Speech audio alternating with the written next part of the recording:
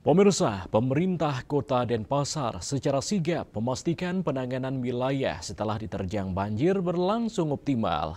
Kegiatan pembersihan sampah dengan melibatkan TNI Polri, relawan, PNS, dan elemen masyarakat terus dilakukan.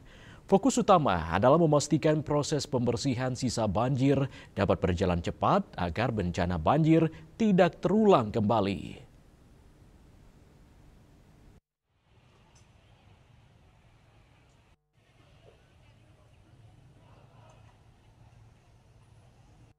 Menurut Wali Kota Denpasar, Gusti Ngurah Jaya Negara, setiap hari pasca banjir normalisasi Tukat Badung terus dilakukan dan pembersihan sampah sisa banjir terus digencarkan. Harapannya, jika hujan deras kembali datang, tidak akan ada lagi sampah yang nyangkut di sungai sehingga bencana banjir bisa diminimalisir. Dirinya mengharapkan semua desa kelurahan di Denpasar menggiatkan kembali gotong royong dan membersihkan got di lingkungan sekitar tempat tinggalnya. Sampah. Kami memprioritaskan yang di sungai-sungai dulu karena banyak sungai tertutup sampah.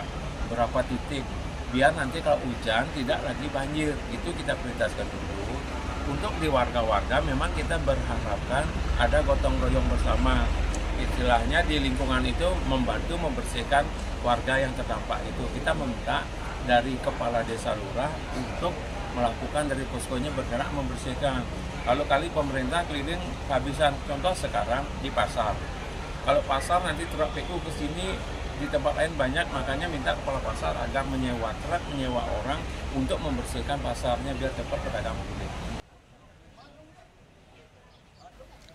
Dari pantauan tim liputan, setiap hari upaya pembersihan sampah dan sisa banjir di sekitar Pasar Badung, Pasar Kumbasari, dan Tukat Badung terus dilakukan dengan melibatkan ASN, TNI Polri, relawan, dan masyarakat. Agus Diatmike, Bali TV.